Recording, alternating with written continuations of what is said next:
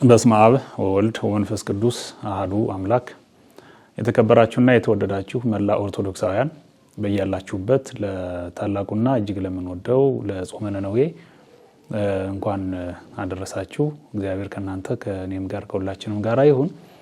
ዛሬ በጾመ ነነዌን በሚመለከት አጭር መልእክት ላስተላለፍ እወዳለሁ። የኢትዮጵያ ኦርቶዶክስ ተዋሕዶ ቤተክርስቲያን ሰባቱ አጽዋማት የሚባሉ መደበኛ አጽዋማት ወቅቶች አሏት። ከነዚያ መካከል አንዱ 3 ቀናት ያሉት በጾምነት ጠባዩና ባህሪው እጅግ የተወደደ የማይወደድ የጾም ጊዜ ባይኖርም አጭር ጊዜ ነው። ግን በአጭር ጊዜ ውስጥ ከሚተረከው ታሪክ ጋራ ከሆነ ሁነት ጋራ በተያያዘ እጅግ የተወደደ ድንቅ ታምራዊ የሚባል የጾም ወቅት ነው ጾመ ነነዌ።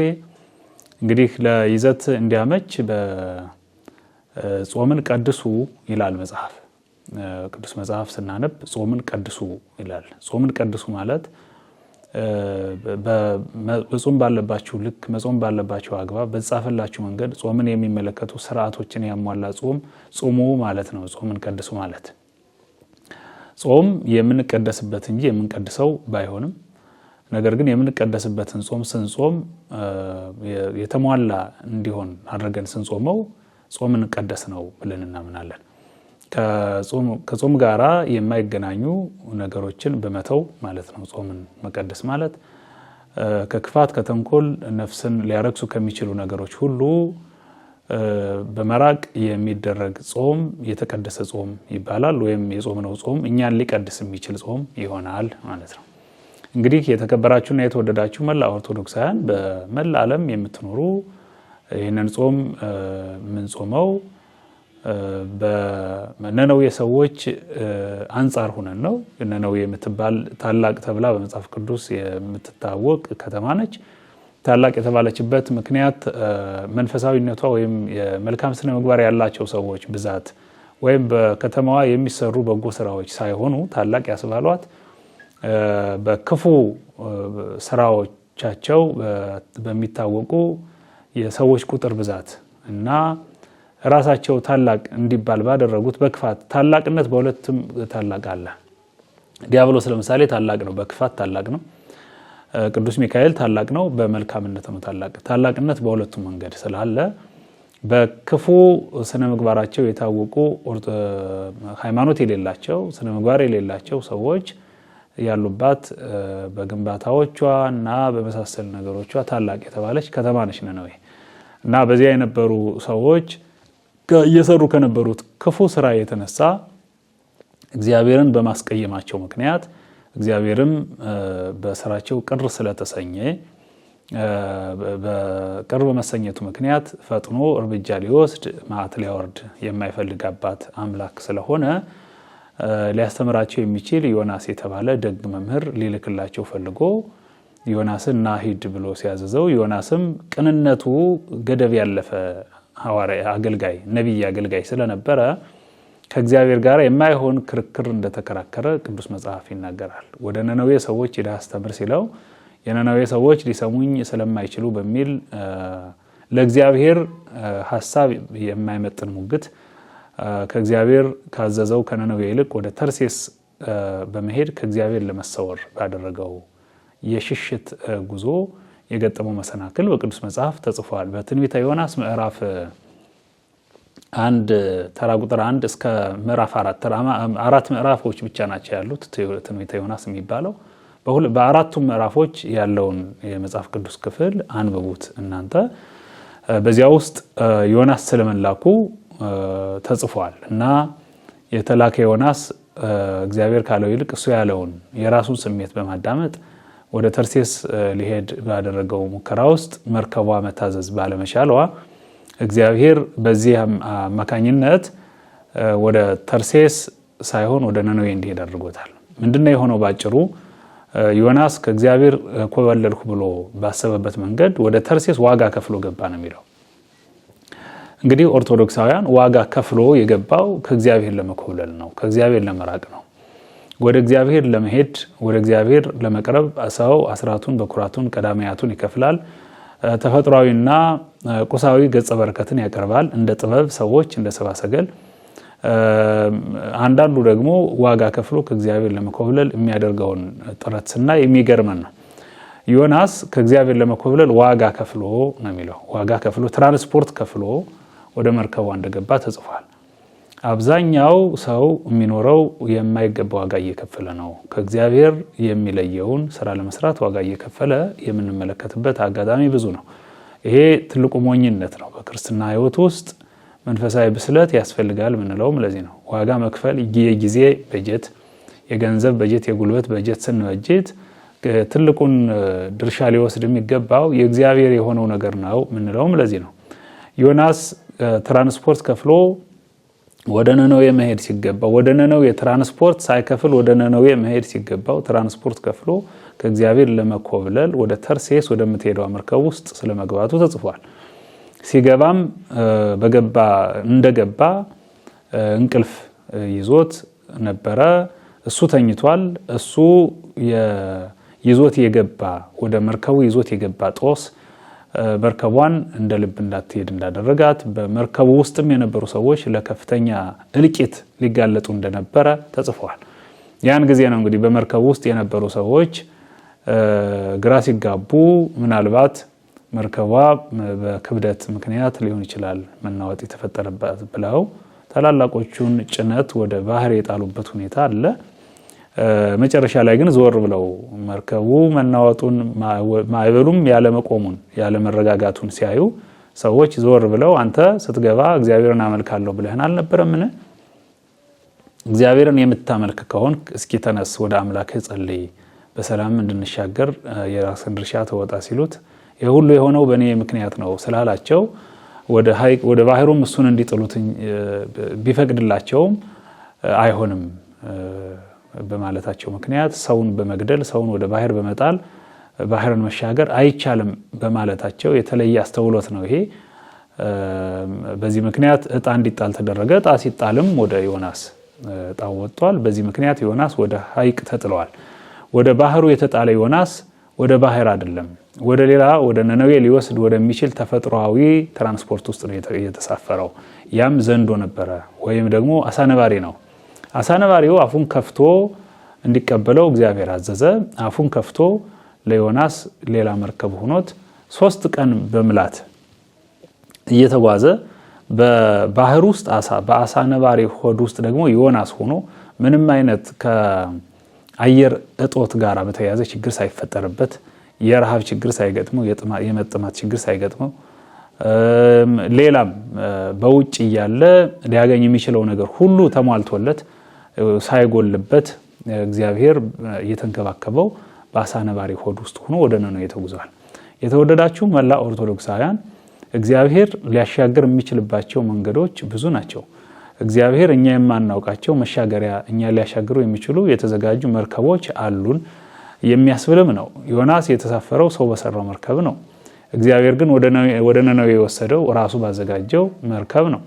እግዚአብሔር ሲያሳፍረን አይርበንም። እግዚአብሔር ሲያሳፍረን አይጠማንም። እግዚአብሔር ሲያሳፍረን አንራቆትም። እግዚአብሔር ሲያሳፍረን በተበከለ አየር ውስጥ መካከል ሆነን ንጹህ አየር ልናገኝ እንችላለን። እኛ የምንሳፈርባቸው መርከቦች ግን በተለይ ከእግዚአብሔር ለመኮብለል ብለን የምናደርጋቸው እንቅስቃሴዎች ሁሉ ረጅም ጉዞ መጓዝ አንችልባቸውም። በአቋራጭ ችግር ይፈጠራል። ከግባችን ሳንደርስ እንቀራለን። በዚህ መሰረት እግዚአብሔር ወደ ነነዌ ዮናስን ሊያደርሰው ችሏል። ዮናስም ሄዶ ወደ ነነዌ እንደደረሰ ሲገባው ማስተማር ጀመረ። እስከ 3ኛ ቀን ድረስ በመጾም መጸለይ ንስሐ መግባት የማትችሉ ከሆነ እግዚአብሔር እንዲህ ብለዋል፣ እሳት በ3 ቀናት ውስጥ ወርዶ ነነዌ ከተማዋን ያጠፋል ብለዋል ሲል በፍጥነት የሰሙ ጆሮዎች ታዩ እዚያ ውስጥ። ይሄ በጣም የሚገርም ነው። የሚነገሩ የእግዚአብሔር የሆኑ መልእክቶችን በፍጥነት የሚሰሙ ጆሮዎች የተባረኩ ናቸው። ወለክሙሰ ብፁዓት አዕይንቲክሙ እስመ ርያ ወአእዛኒክሙ እስመ ሰምዐ ይላል መጽሐፍ ቅዱስ በማቴዎስ ወንጌል ላይ። የእናንተ ጆሮዎች የታደሉ ናቸው ሰምተዋልና ነው የሚለው። መስማት ብቻ ሳይሆን ፈጥነው መስማት፣ በጎውን ነገር ፈጥነው መስማት የሚችሉ ጆሮዎች ትውልድን ይታደጋሉ። ዮናስም ሰበከ። ዮናስ የሰበከውን ስብከትም የነነዌ ሰዎች ፈጥነው ሰሙ። ከቤተ መንግስት እስከ ቤተ ክህነት ያሉ ታላላቅ አብያተ መስተዳድሮች ሁሉ ውስጥ ያሉ በኃላፊነት ያሉ ሰዎች ሳይቀሩ ጾሙ። እንስሳትም ጾሙ፣ ሰዎችም ጾሙ። እንስሳትም ሰዎችም የጾሙት የተለየ ጾም ነበረ። እንግዲህ ይሄ በመሆኑ በሶስተኛው ቀን ከሰማይ የወረደ እሳት ትውልዱን ሊያጠፋ የተላከ እሳት በጾማቸው ምክንያት ሊመለስ እነሱንም ሳይበላ ሊቀር ችሏል። ጾም እሳትን ሊከለክል የሚችል ጉልበት አለው የምንለው ለዚህ ነው። እሳትን ሊያርቅ ክፉ እሳታዊ የሆኑ ነገሮችን በሙሉ ከኛ ሊያርቅ የሚችል ነገር ነው ጾም የምንለው ለዚህ ነው።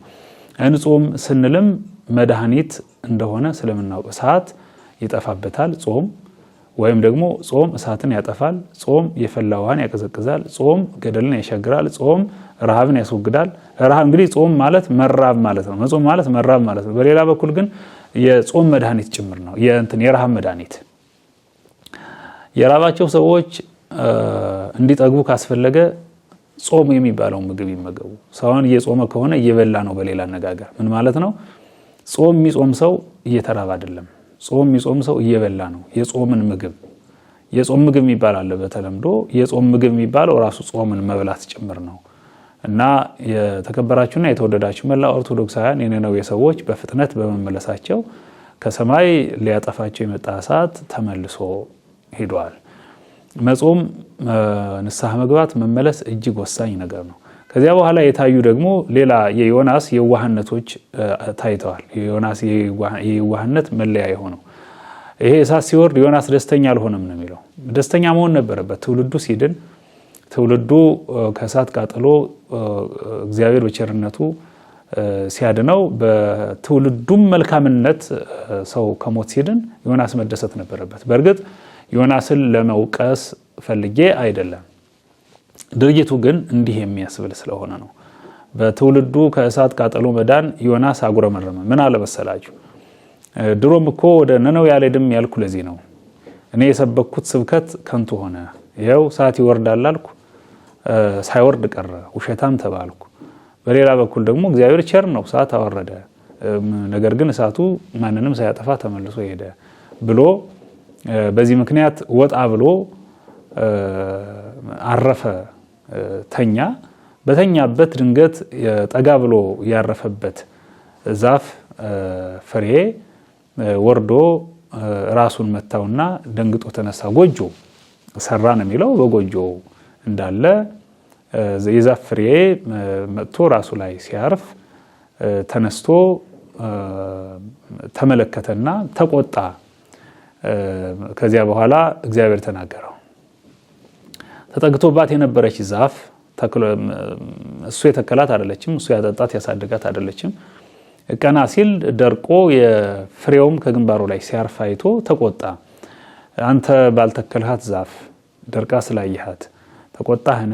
እኔ በነነዌ ላሉ በእጅና እግራቸው መለየት ለማይችሉ ክፉና ደግን ቀላቅለው እየሰሩ ላሉ ሰዎች መራራት አይገባኝምን ብሎ አሁንም ለዮናስ እግዚአብሔር እንደገና ተናገረው። ዮናስ እየታረመ እየሄደ ያለ አገልጋይ ነው። አገልጋዮች ያጠፋሉ፣ እየታረሙ ግን መቀጠል አለባቸው። የአገልጋዮች አገልግሎት መቆም የለበትም። እየታረሙ እየተመከሩ መቀጠል ነው ያለባቸው። ልክ እንደ ዮናስ ማለት ነው። ዮናስ በተደጋጋሚ የዋህነት መገለጫ የሆኑ ተግባራትን ይፈጽማል። እግዚአብሔር ያርማል፣ ዮናስም ይቀጥላል። ዮናስ አሁን ነቢይ ነው። በረከቱ ከሁላችን ጋር ይሁንና በነነዌ ሰዎች ላይ የታየው የእግዚአብሔር ቸርነት ጎልቶ የሚነገርበት ሳምንት፣ የዮናስ ስብከትም ደግሞ ስራ የሰራበት ሳምንት፣ የነነዌ ሰዎችም በጾም እና በጸሎት በዮናስ ስብከት ከእሳት የዳኑበት ሳምንት ስለሆነ እኛ ኦርቶዶክሳውያን በያለንበት በመላ ዓለም በየዓለማት ያላችሁ ኦርቶዶክሳውያን አሁን በኢትዮጵያ ቀን ሲሆን በሌላው አካባቢ ጨለማ፣ በሌላው አካባቢ ጨለማ ሲሆን በየሀገራቱ በየአህጉር በየዓለማቱ ጫፍ የጋራ ፀሐይን መዘርጋት መሰረት አድርጎ የምትኖሩ ማህበረሰቦች ኦርቶዶክሳውያን በሙሉ ጾመ ነነዌን ያለመጾም አይቻልም። ጾመ ነነዌ ብዙ እሳት እየነደደ ባለበት፣ በእኛ ላይ ብዙ እሳት እየነደደ ባለበት በዚህ ዘመን ጾመ ነነዌን ከመጾም የተሻገረ ሌላ አማራጭ የለንም እና መጾም አለብን፣ መጾም ይገባናል። ዋና መልእክቱ ከእንስሳት ማነስ የለብንም ነው። እንስሳት የጾሙበት ሳምንት ነው። እርግጥ ሁለት አይነት ትርጉም አለው። እንስሳት በሁለት ይከፈላሉ፣ ነባቢያንና ኢነባቢያን እንስሳት። ነባቢያን እንስሳት ምንባል እኛ ነን። ኢነባቢያን እንስሳት የሚባሉ ደግሞ እንስሳት የታወቁ መደበኛውን የእንስሳ መገለጫ የያዙት ናቸው። ስለዚህ ከእንስሳት ከላሞች፣ ከበሬዎች፣ ከፍየሎች፣ ከአራዊት፣ ከአዕዋፍ ማነስ አይኖርብንም እና በአስተሳሰብም በሃይማኖታዊ ግንዛቤያችን ከፍ ማለት አለብን። መጾም አለብን። መመለስ አለብን። ስንመለስ እሳቱ ይመለሳል። ስንመለስ መከራው ይመለሳል። ስንመለስ ወደኛ የተወረወረው ጦር ይመለሳል። ስንመለስ ለኛ የሚመጣብን ሁሉ ከኛ ይመለሳል እና መመለስ አለብን ነው። እግዚአብሔር ከሁላችን ጋር ይሁን። መልካም የጾም ወቅት ይሁን። ለቀጣዩ ለዐቢይ ጾም በሰላም ያድርሰን። እግዚአብሔር ይባርከን።